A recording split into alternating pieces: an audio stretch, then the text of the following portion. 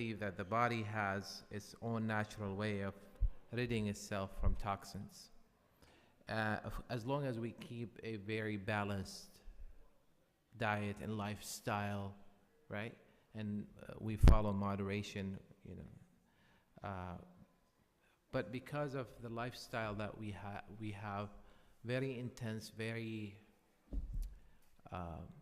unbalanced, you know, there's no moderation. We're very excessive, you know, we're lagging. So the body cannot even catch up. The body's not really doing what it's supposed to do. So we feel very, we feel low on energy, right? We're fatigued. We are tired. You know, we feel heavy, like physically speaking. Likewise, just like the body needs to be maintained and taken care of, and needs cleansing, right? And we need to get rid of the toxins. Likewise, the soul needs that. The spirit needs it. And as we discuss this today, I'm not by any means suggesting that all of these symptoms or the signs, you know, that we may mention or highlight are caused, you know, can be solved or can be handled with some of these, you know, means, right? Some conditions may need some medical or professional attention, right? So in addition to the spiritual exercise, right, people may need to get help, right? They may need to get help, and I'm not saying that if someone is struggling with something that is necessarily, right, a sign of them being in a bad place spiritually, right? It could be. There's a possibility, but can I speak freely here? I don't know why I'm like, because you know, nowadays you have to be very careful. You know, you don't want to offend anyone, right? You know what I mean? Okay. Because sometimes people come and say that I feel this way, or I'm suffering, or I'm struggling with this. Does this mean that my iman is low? Does this mean that I am, right? So, you know, so that may not be the case. So sometimes we may feel, or we may be struggling with something due to the lack of something or the absence of something, right? Whether it's you know, we're guilty of it, whether it's because of our own negligence, right? So sometimes it's lack of knowledge, right? Lack of proper, you know, upbringing, lack of, like ignorance, for instance. The person didn't do their due diligence, they did not study the matter, they did not, you know, do things right. Sometimes it's lack of something, but sometimes it may not be the lack of something. Maybe there are things that are interfering. It's not the lack of something, it's the presence of some very toxic elements in our lives that are actually interfering. They're overwhelming us, right? They're cluttering our minds and our souls, right? Messing with our emotions, right? And of course, you know, nowadays we're always being, you know, bombarded from different, you know, sources, that if something is getting in the way of your happiness, if someone is interfering with your happiness, if someone is toxic in your life, get rid of them, get rid of them. Like we have these easy solutions of get rid of any toxic element in your life or any toxic individuals in here. If someone makes you feel this way, get rid of them, cut yourself off. But that doesn't solve the problem, right? But what do you do with spiritual, right? With elements that are toxic spiritually? What do you do? What if it's a habit? It's not an individual or what? What if it's a habit? What if it's an addiction, right? What if it's a culture, right? What if it's a need that you have, right? Some need that you have that is causing that, right? So we're not even talking about the diseases. I got overwhelmed as I was trying to prepare for this session. I really got overwhelmed, I have to tell you. I should have given myself plenty of time to research this, because we're not talking just simply about the diseases of the soul or the hearts, right? And we're not talking about the symptoms. We're actually talking about the causes of it. What could build up? And of course, one simple element is what? Sins. People say, yeah, of course, you're feeling this way, because of your sins. But in addition to that, there are other things. It doesn't have to be only sins, right? There are matters that have to do with lifestyle, with imbalance, right?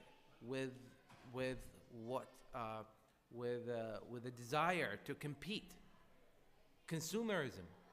So there are many things that are really messing us up, and we don't even realize it.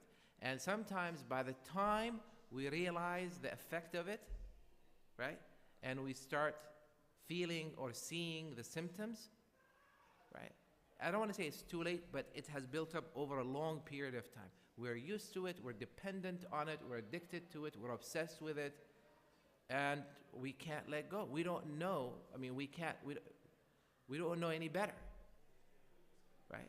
So just like people need coaching, or they need counseling, or they need training, or they need supervision, right? Or they need sometimes therapy, right? To, let's say, get back some of their motor skills, or to, they need to, strengthen their, let's say, cognitive, due to, let's say, something that happened, right? Or they need to rid themselves of something that their body is dependent on, right?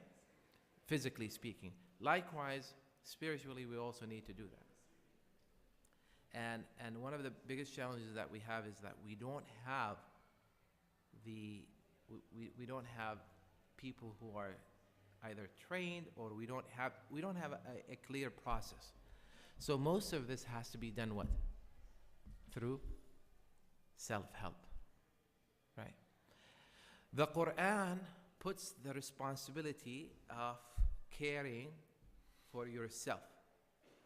When we talk about self-maintenance, we talk about caring for yourself, most of us think about what? Going to the spa and getting special treatments and getting facial and getting this and that, right? These are, inshallah, great if you can afford it, if it's done in halal ways.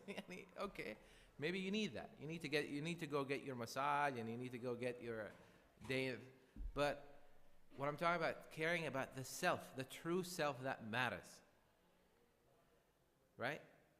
What is exhausted in most of these cases is not, the body, yes, needs to be taken care of, but the body can really be exhausted, yet you can feel great and better.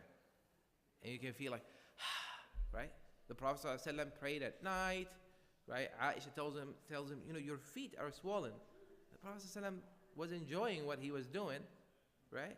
It took a toll on his feet, and she said, and you don't need to do all of this. Your Lord has forgiven your sins, all of them. So he said, أَفَلَا أَكُونُ عَبْدًا شَكُورًا? Shouldn't I be a thankful servant? And he says, وَجُعِلَتْ قُرَّةُ عَيْنِي فِي الصَّلَاةِ. He was enjoying salah at a different level, right? That's because the Prophet ﷺ got rid of these toxins, right? Spiritually, cleansed the heart, right? Also, we have the month of Ramadan, while we physically, benefit from fasting, but spiritually we feel, you're exhausted physically, right? You're fatigued physically. On day 1, day 2, day 3, you are. But emotionally and spiritually, especially if you connect with fasting and you know why you're fasting, how do you feel? Tell me, why do we somehow find the energy in the month of Ramadan to do with little sleep and little food and feel fulfilled, right? That's because we are detoxifying, or detoxification is taking place, spiritually speaking. We're getting rid of, again, sins are a great and most serious source of spiritual, they're spiritually toxic, highly toxic. Sins, especially the ones that are done deliberately. Allah subhanahu wa ta'ala in the Quran says, كَلَّا بَلْ رَانَ عَلَى قُلُوبِهِمْ مَا كَانُوا يَكْسِبُونَ. Right? Nay, indeed, what has sealed and messed up and covered their hearts is what they have earned. Right? And that's why one of the famous poets that spoke about spirituality said, رَأَيْتُ الذُّنُوبَ تُمِيتُ الْقُلُوبَ. I have seen, I have examined, and I have seen over and over again that sins do eventually kill the heart, the spiritual heart. They're highly toxic and lethal. رَأَيْتُ الذُّنُوبَ تُمِيتُ الْقُلُوبَ وَيُورِثُكَ الذُّلَّ إِدْمَانُهَا. And when you get addicted to them, right, it disgraces you. Right, sins. وَتَرْكُ الذُّنُوبِ حَيَاةُ الْقُلُوبِ. And if you want to revive the heart, then you have to quit sinning. You have to stop sins. So sins are highly toxic. But I just, tonight, for the sake of tonight, I don't want to only focus on that. Because what if you stop sinning? Right? You're automatically, of course, going to feel better. But what about other things that are not sins? Right? What about other things that you're not doing or you're not capable of doing? What about the lack of energy or motivation to do the right thing? To get up in the middle of the night and pray? To open the Mus'haf and read? Something very simple. The very things that were very, very doable in the month of Ramadan, they become highly, highly challenging outside the month of Ramadan. Right? People in Hajj, they walk long distances. Physically, they are exhausted. Like they don't even know how they're in, but they come back relieved. And what they do is seemingly a very simple act of worship. You know, people, in some cases, like people walk 45 minutes, they go throw the jamarat, and then they come back and they feel like, relieved. Feel amazing. Right? So identifying these toxins and dealing with them is extremely important.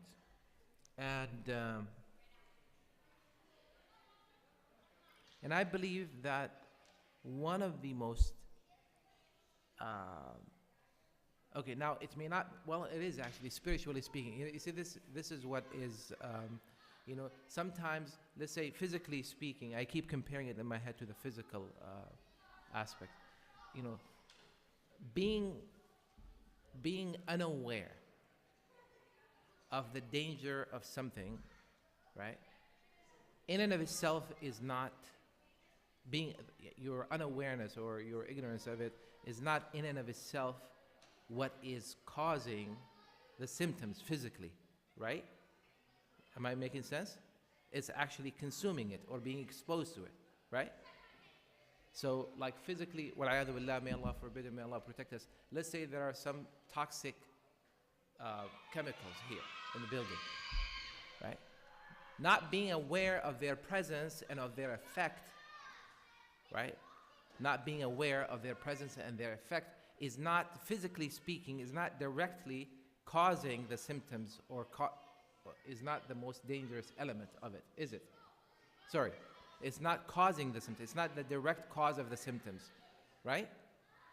Being exposed to it, coming in contact with it is what is the, physically speaking, the cause, the direct cause.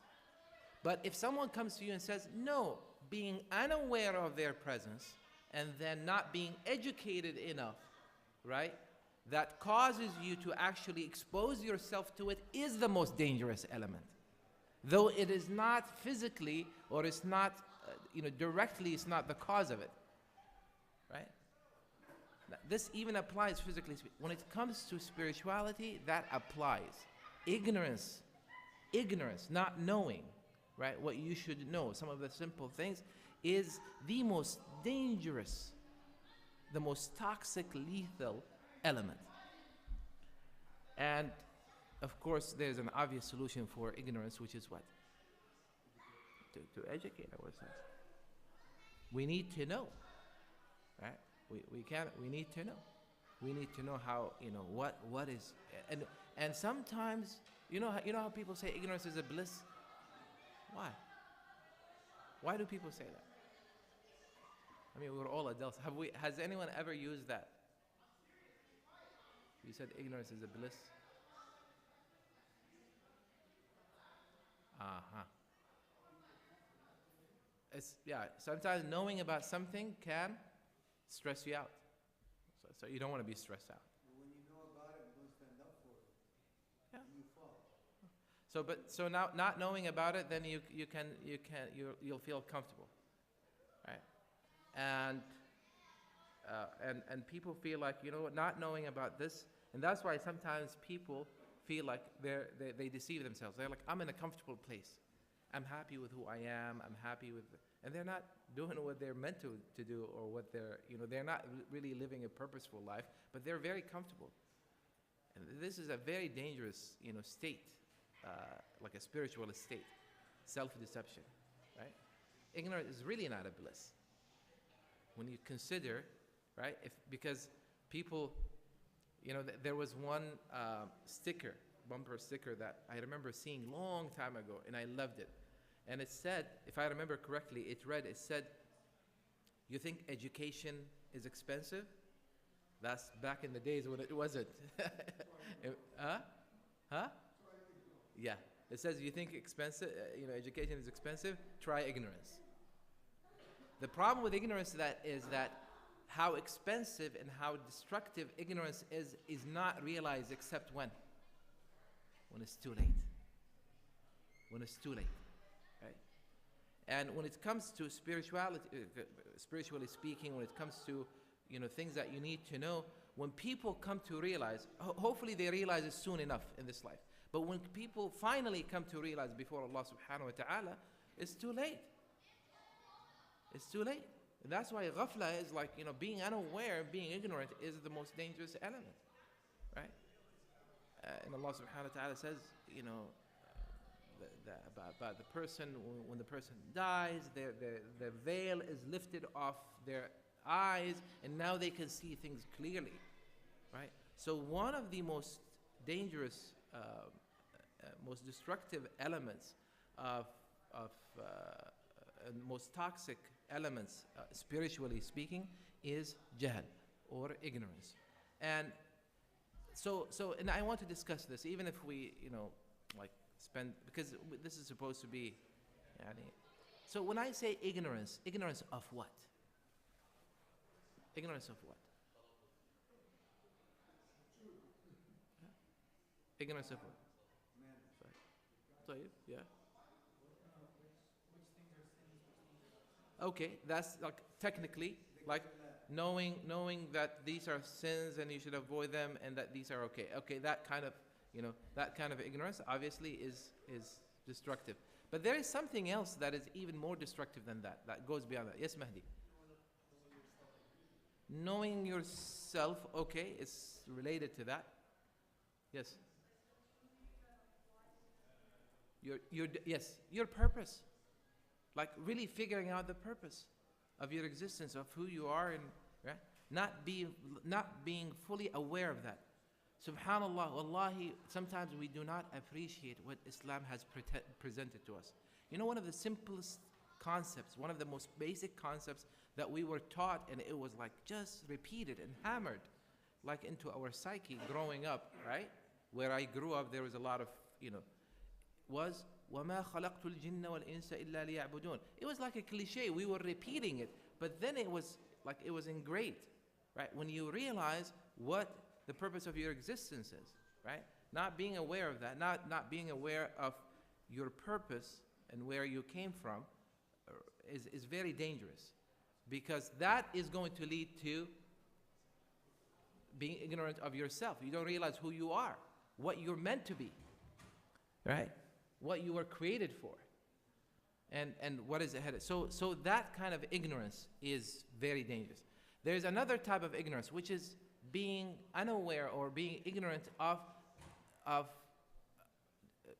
not Allah, but and not nature, but who Allah subhanahu wa ta'ala truly is, right? Some of us have these, we have, you ask people, who's Allah? What does Allah mean to you? Who's Allah? Who's your creator? Right? And to them is, okay, He created me. He's the highest authority. I answer to Allah subhanahu wa ta'ala. Okay, what else? What else does Allah subhanahu wa ta'ala mean to you? You know, have you been touched by the various aspects, the names and attributes of Allah subhanahu wa ta'ala? Right? Because, I mean, each one of them affects you differently, right? Like, knowing, have you gotten to know Allah subhanahu wa ta'ala truly, right? Not only just as your creator and your maker and the one that you return to, but let's say as your sustainer, right? As your maintainer, as Al-Qahhar, for instance, as the one that, you know, as the one that is going to humble you, or before whom you need to be humble, right? As the most merciful, most compassionate, as the one that cares more about you than anyone else. That actually no one is capable of caring for you like Allah subhanahu wa ta'ala is. No one. We're so complex, we have a lot of demands. Each one of us is full, I mean, we're too much, by the way. Right? As individual, each and every single one of us in our own capacity, we are too much. And by the way, we're going to be in a good place the day we realize that we're too much. But if we think that, no, I'm a great catch, I'm the best thing that ever happened to humanity. Whoever is around me, whoever is engaged with me, is very lucky and fortunate to have me in their lives. Whenever we stop, when we stop thinking that is being ignorant of ourselves. No, we really have to come and to realize that we're too much. We have a lot of demands, we have a lot of needs, and the only one that can take care of them, right, or that can facilitate what we need is Allah subhanahu wa ta'ala, right? No one has the amount, you know, no one has the amount of energy that each one of us needs. See, if someone was just to dedicate his or her life to take care of you and to satisfy your needs, they have no other purpose in life except to be there for you 24/7, they will not be able to do that. Just humanly, it's impossible. I mean, they will burn out. They will burn out. They will collapse. They won't be able to, right? The only one that can do it, the only one that has endless amount of energy and love and passion, love and compassion is Allah subhanahu wa ta'ala, right? So Allah subhanahu wa ta'ala is the one that has that rizq. You know, when the Quran talks about rizq, which means provision or which means sustenance, it doesn't only talk, it's not only water and food, the spiritual sustenance. So Allah subhanahu wa ta'ala in the Quran says, فَابْتَغُوا عِنْدَ اللَّهِ الرِّزْقِ. So seek your provision, seek your sustenance, including your spiritual sustenance, from Allah. Seek it from Allah subhanahu wa ta'ala. But that takes, you need to get used to it. You know how, like, when we talk about detoxification, or, you know, some of these, has any one of you done the cleansing, the 3-day cleansing thing? You know, how simple is it? It's very simple, right? 3 juices, 1 in the morning. It's even labeled. 1 in the morning, 1 in the afternoon, 1 in the evening. Very simple. And in between, very, like, well defined. It can't get easier than that. Well defined snacks for 3 days. That's all you have to do. Has anyone done that? Who did the 3-day cleansing thing? You did it? I don't know if I did it. I did it multiple times, but I don't know if any one of them can. Anyone else did it? You did it? Anyone else? Maybe some people has done maybe the 7-day. No, you've never done it? You have? The 7-day? Okay. So I said, did you do the 3 days? Like, no. Okay, you did the 7-day. You actually did the whole 7-day.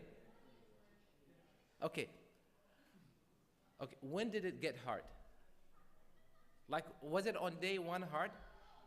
Like, when did it get hard? 3rd or 4th day? Okay.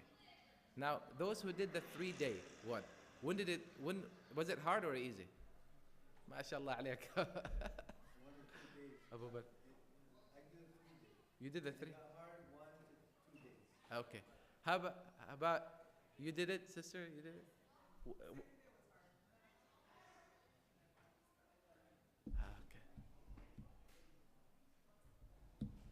Yep. I think I defeated myself mentally because to me the hardest day was day 1. 'Cause the minute you, like, listen, I'm not, even if you're used to having just one meal a day, or sometimes even skipping meals, right? Right? You're fine. You go on for a day or two or three, sometimes for a week, like that, skipping meals and not having.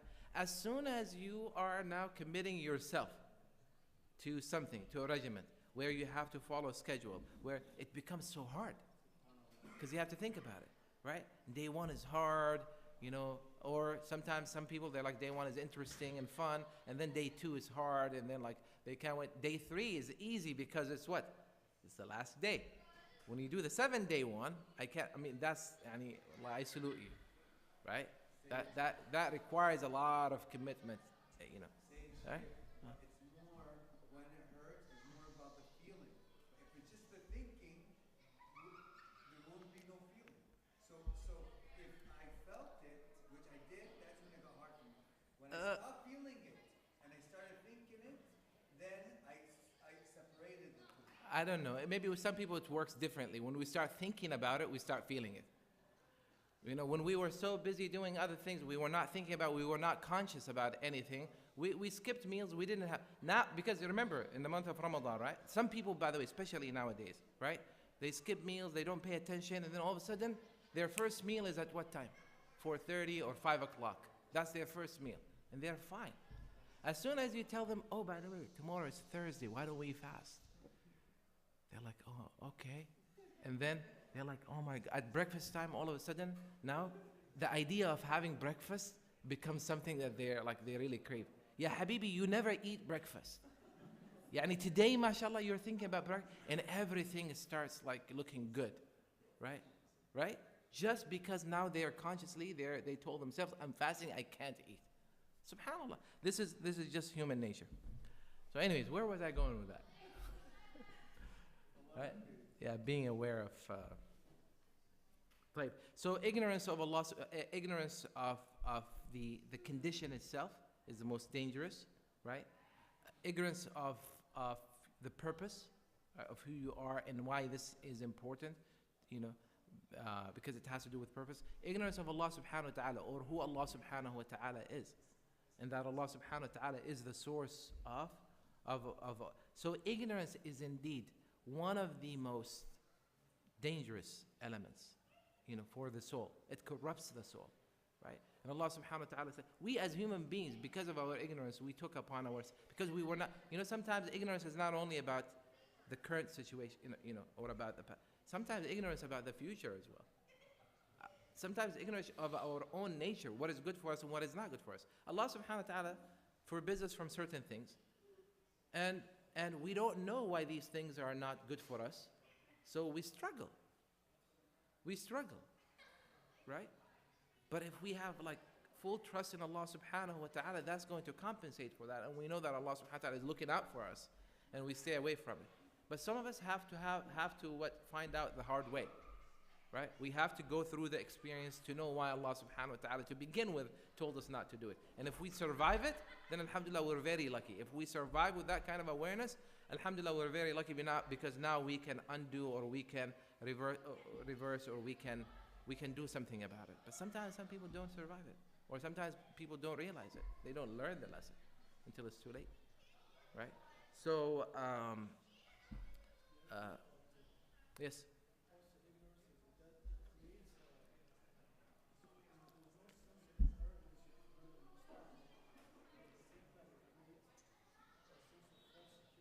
Sorry. By the way, one of the most dangerous diseases, I'm not talking about elements now, I'm mentioning this as an example. One of the number one, maybe, the most dangerous disease of the soul, or the spiritual, is nifaq, hypocrisy. And Allah subhanahu wa ta'ala constantly in the Quran describes them as what? This is the disease itself. But what led to that disease? What was one of the toxic elements spiritually, spiritual toxins that actually led them to nifaq? Ignorance. The people of ignorance, of hypocrisy in the Quran, constantly the Quran refers to them as what? People who don't comprehend. La ya'qilun. Right? Or consider them yajhalun. They're ignorant. They're ignorance. Not their ignorance of that, what they're doing, like about what is right and what is wrong, right? Sometimes their ignorance of what? Of the consequences of what they're doing, or their ignorance of Allah subhanahu wa ta'ala. Can you imagine? Like the Quran describes people of hypocrisy as people who mock Allah subhanahu wa ta'ala, or they try to deceive Allah.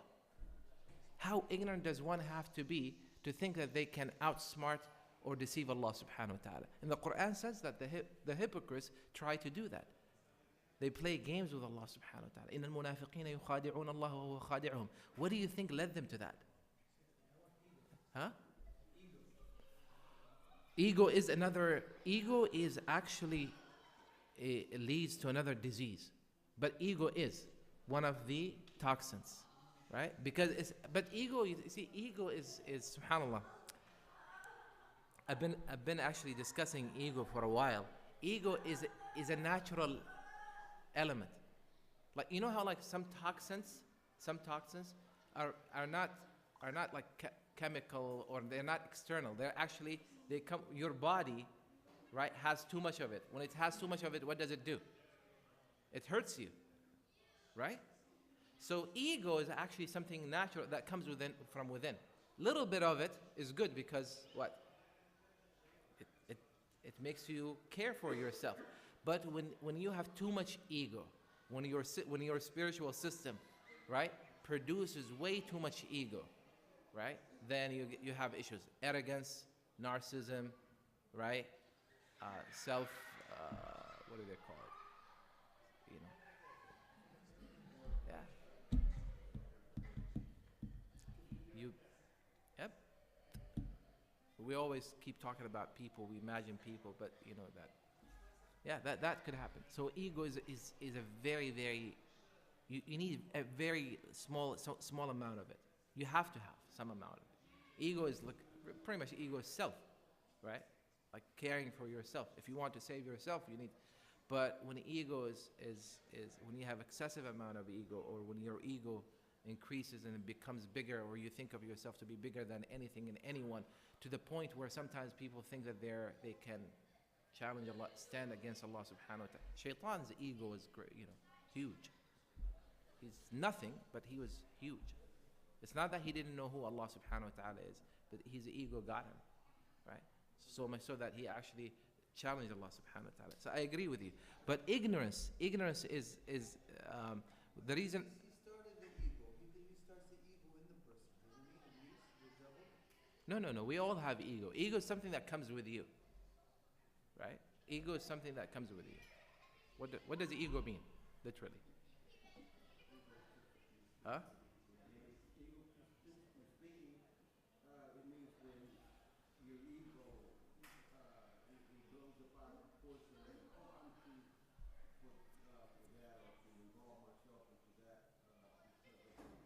Okay. Ego, literally, according to the dictionary, ego is a person's sense of self-esteem or self-importance. Ego actually is your sense of self, right? So, sense of self is what makes you care for yourself. So there is a basic amount of it that you need, right? And also self-esteem and importance is, if you want to honor yourself, is important. And when you have too much of it, right, then it becomes toxic. So it's a natural, element that you're born with for your own safety, for your own survival, for your own growth. Allah subhanahu wa ta'ala gave us self-awareness. I don't know if animals have ego. They do? Yeah.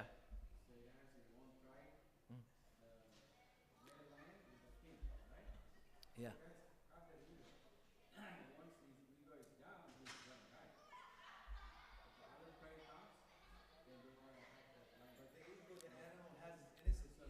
Yeah. Let me, anyone here specialize in studying of animals, zoology? You did? طيب لا, but if there is anyone that did like,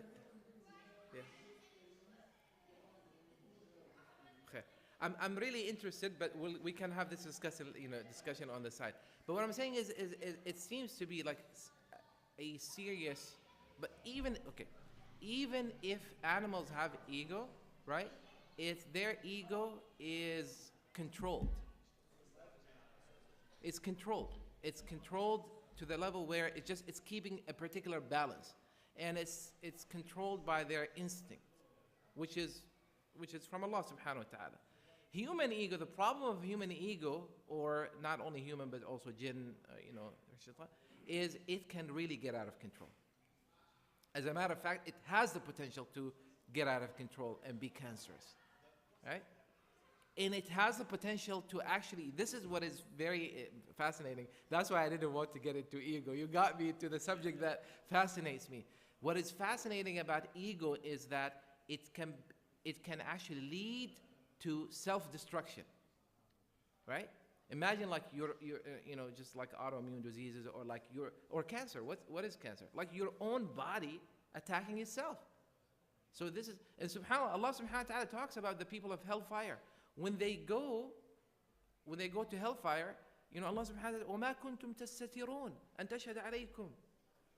Like their own body parts are going to testify against them. In a hadith it says that the person will say to his own body parts, woe to you, or he will curse them and say, عَنْ كُنَّ كُنْتُ أُنَافِحْ, I was defending you. Yani the person comes on the day of judgment. Allah subhanahu wa ta'ala talks about a person who is sentenced to hellfire will come on the day of judgment, and Allah subhanahu wa ta'ala will tell him, you go to hellfire because you did 1, 2, 3, 4. And then the person will say, no, I didn't do any of these things.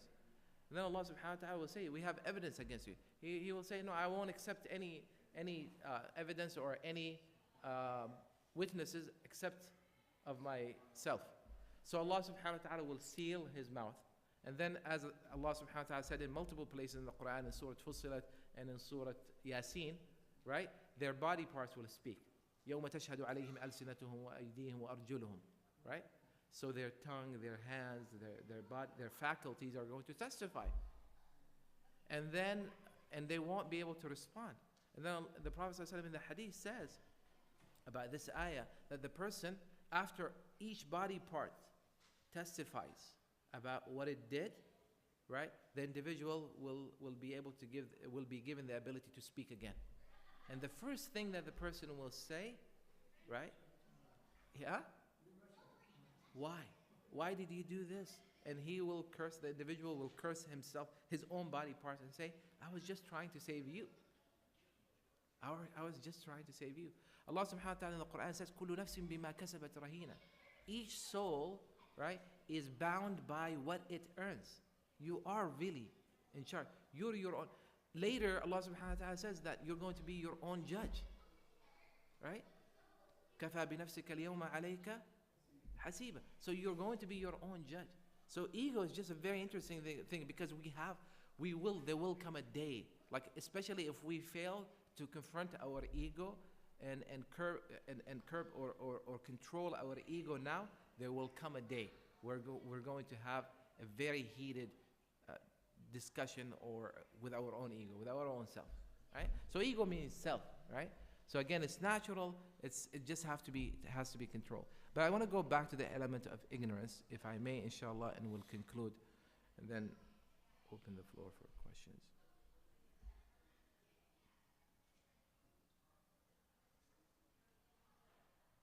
So we talked about our unawareness of the diseases and the conditions, right? Unawareness of ourselves, right? Ignorance, not really knowing ourselves. Right? By the way, sometimes not knowing ourselves can be also the result of what? Too much ego, right?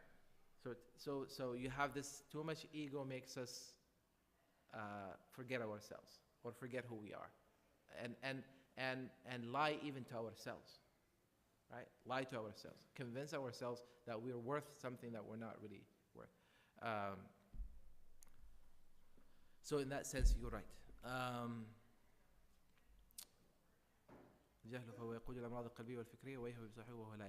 Yeah, another also very dangerous state is that ignorance can actually bring the person, like the individual, will not even be aware that they are spiritually dying, that they're spiritually falling apart, right? And this is what is what makes what makes ignorance extremely dangerous and lethal, right? And that's why I listed it number one, and that's why I would just, it's completely, and that's, what I find very fascinating is that the Prophet ﷺ, in the beginning of his journey, right? Last week we were studying, I was studying the seerah of the Prophet ﷺ, and we were reflecting on how the Prophet ﷺ, the Prophet stayed away from sins and from sinful lifestyle, even before he was commissioned with the Risala, before Allah subhanahu wa ta'ala sent him the message. He never partied, right? He never got drunk. He didn't even take a sip of intoxicants, right?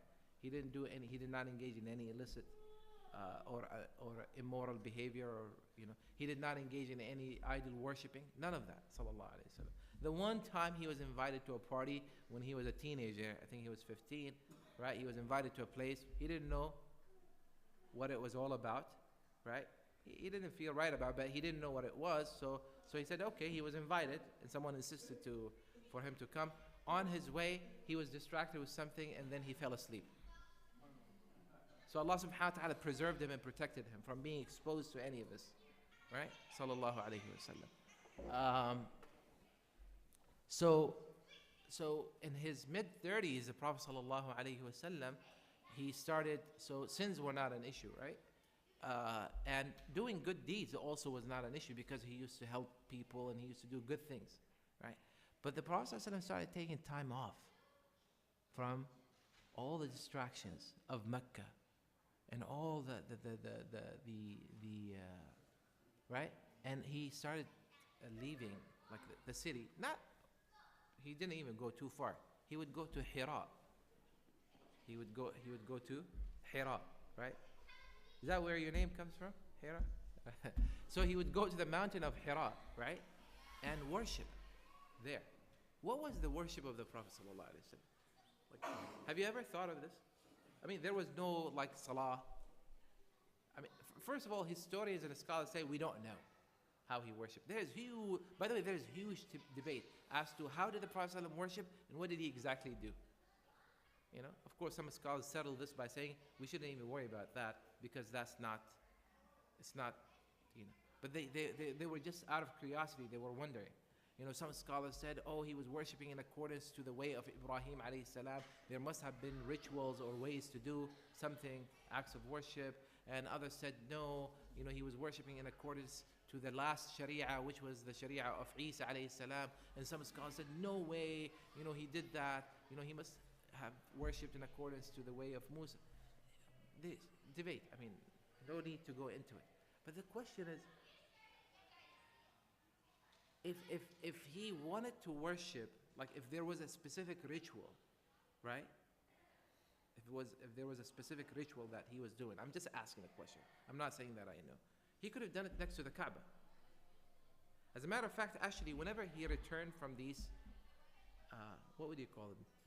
Not trip, but whenever he came back from this retreat of his, the first thing that he would do before going home, he will make tawaf in the Kaaba, and then he will go home.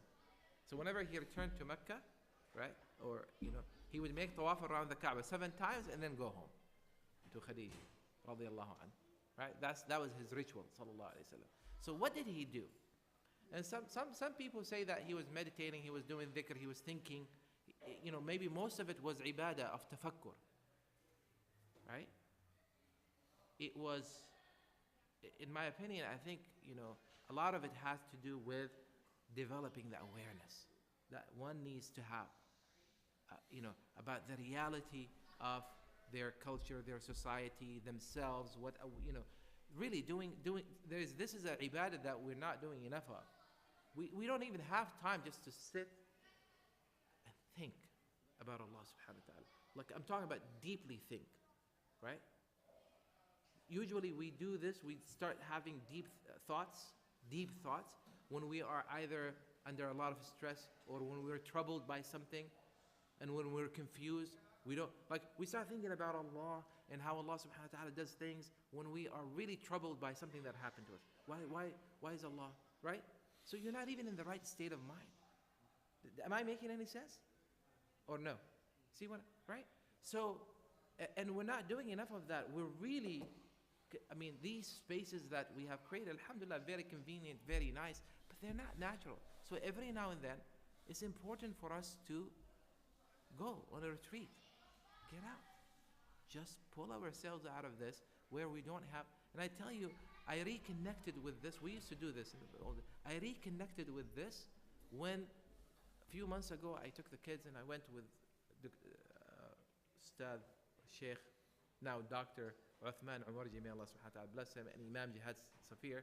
We went to the mountains and we actually camped and we put tents and we camped and we sat down. You know, you finally get to hear. You know, the night has a sound, has beautiful sound, right? And you get to hear it when everything is quiet, when everything is dark. Right? You do tafakkur, right? Or as one of the imams mentioned, he said, when you feel like there is a bear coming to you, in your direction, you really connect with Allah subhanahu. You know that? But it's beautiful. When you get up and pray, even witr, or you pray any salah, it's a different feeling. It's a different taste. And then you just sit and think. You don't have, we were out of, there was no connection. Alhamdulillah, thankfully, there was no connection. All right? So you learn to basically disconnect from everything, unplug, right? And then sit with yourself. Think about Allah subhanahu wa ta'ala, about how Allah subhanahu wa ta'ala has blessed you, right? About meaning, about great things, right? This is an ibadah that we're not doing enough of. And we're just relying on, yes, the daily prayers are important, the fara'id are important, Ramadan is important, but in between, we need to do stuff like that for our own spiritual nourishment. A place that is not as cluttered, right? A place that is not as cluttered, because there are a lot of other toxic, in addition to ignorance, there are a lot of toxic elements that are interfering with us. Some of them we come in contact with directly. Some of them we don't come in contact with, but they still indirectly affect us, right? Ya Jama'ah, subhanallah, we don't think of, like, your sins affect you, right, spiritually. Do you know that the sins of other people affect you as well, indirectly? Especially people within a very close proximity. And that's why it's very important to tell people, to correct people's behavior. Because their sins, you can't say, well, it's his sin, who cares? His sin will affect you spiritually. It's like secondhand smoking. You're not smoking, but you're inhaling the junk that this person has smoked. Spiritually speaking, the sins of other people that we come in close contact with affect us, right? This might be too philosophical or too complicated of a concept, but I mean, it's true. And by the time we realize the effect of it, might be, the damage may have already been, it may be too late. Wallahu ta'ala alam, Allah subhanahu wa ta'ala knows best. If you have any questions, comments, objections, please feel free to address them. Yes.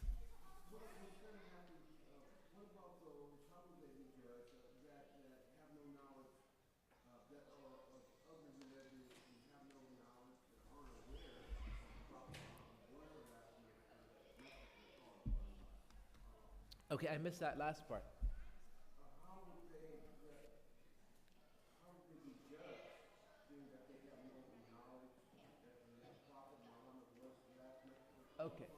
How would they be judged? Are they considered ignorant? I mean, because because I spoke with Christians that had no idea that the Prophet Muhammad was the last message that was called upon. Or are they considered ignorant? How would they be judged? Because they didn't get it.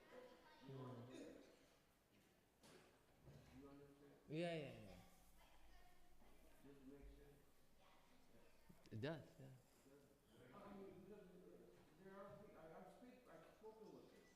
They never knew that the Prophet Muhammad was the last message.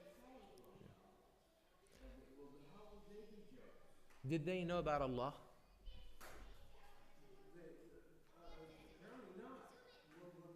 Like, no, no, I'm saying God. Okay, okay, that's what I meant. Okay, so do they know? Do they know, or did they know about God?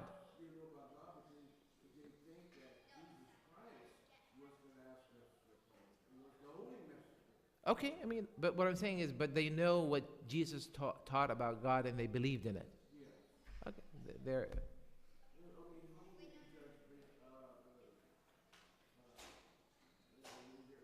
yeah, it's a matter that scholars actually discussed. They talked about Allah subhanahu wa ta'ala testing them on the day of judgment.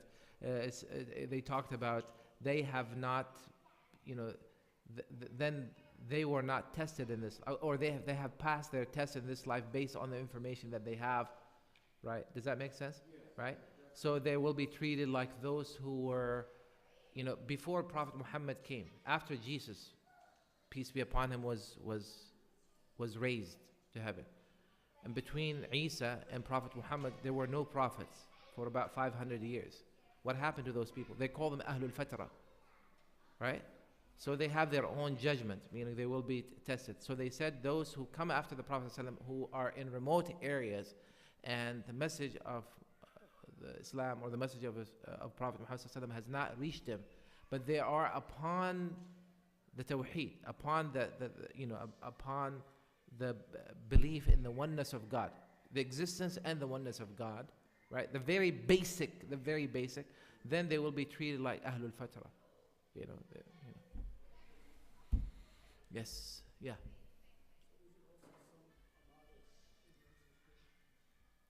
Some amount of ignorance? No, I mean, well, yeah, you don't call that, well, I don't know if you want to call that ignorance. I guess that's something that you, okay. Okay. So like what? You not knowing what's going to happen tomorrow. Yeah.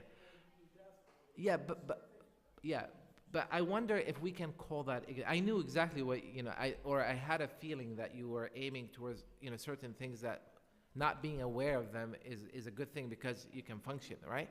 But I wonder if that is called ignorance.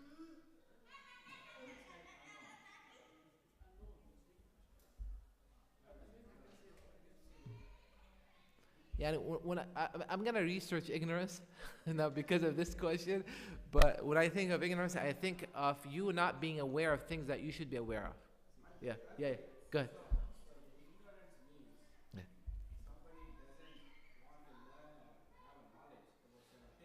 Yeah. Okay.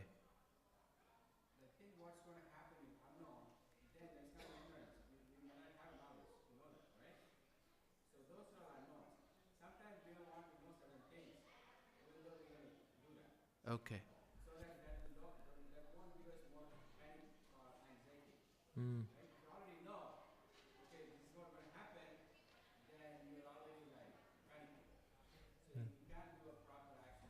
Sorry.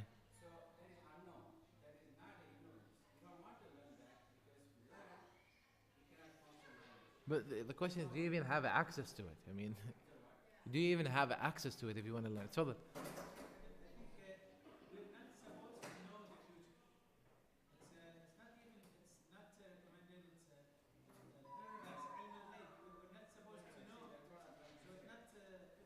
yeah.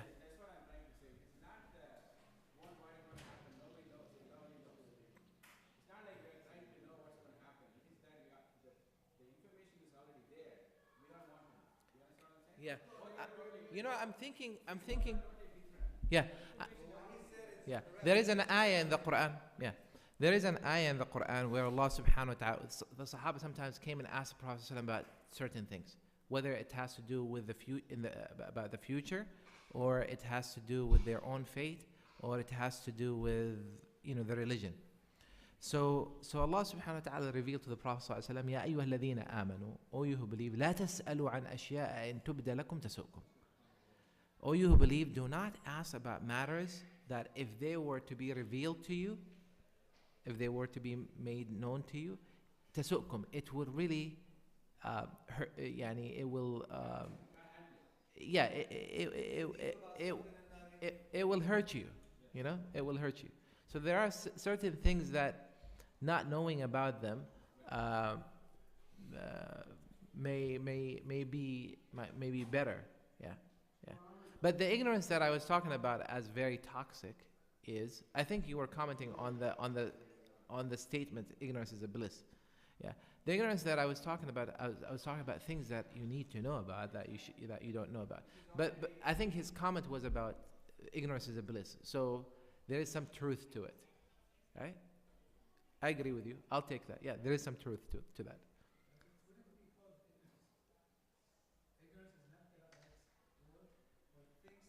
But that's what they mean by it. Ignorance means lack of information or knowledge, you know? So in that sense, yeah. So for instance, I'm very happy. I'm glad I don't know what goes in the thoughts of my wife, you know? That's like, it's a blessing, you know? Sometimes it's a blessing. Sometimes I wish I yeah, inshallah, yes. She's not here, is she? Okay, yes, yes. Yeah. Mm. Mm. خلاص, I'm gonna do research tonight, inshallah. Wallahi, I was hoping to be able to sleep tonight and not be overstimulated. Now I am overstimulated, and inshallah. Yes. 1 minute, please. Yeah. For the better part of the past, more than past 20 years, thank you for being such a great leader. Jazakallah, City of jazakallah. Anaheim and for the city of San Diego. When you were in San Diego, because I have cousins still there, they still talk so highly about you. Jazakallah A khair. man of good character, and I want to just apologize, forgive me, for being deaf, dumb, and blind. It's all right. It's all right. You The don't last have to. 38 years. Jazakallah khair. You don't have to. Please don't do that. Sure. Just vote for me if I run for mayor. Just, yeah. We'll conclude, inshallah. Yeah.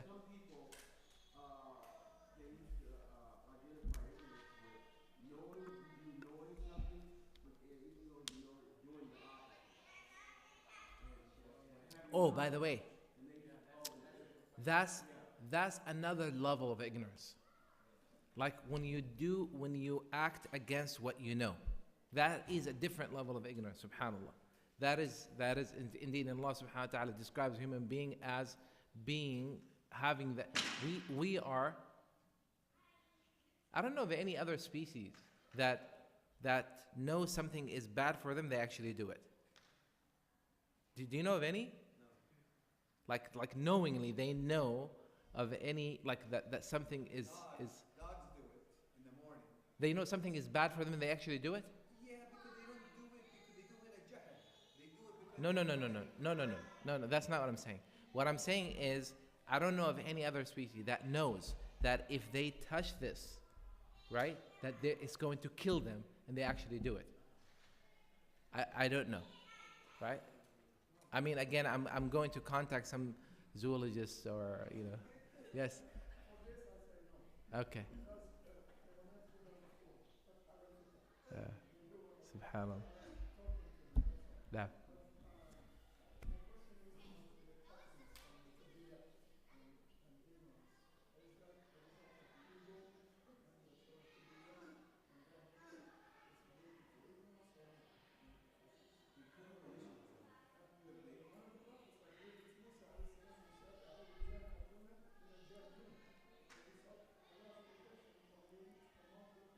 Yeah.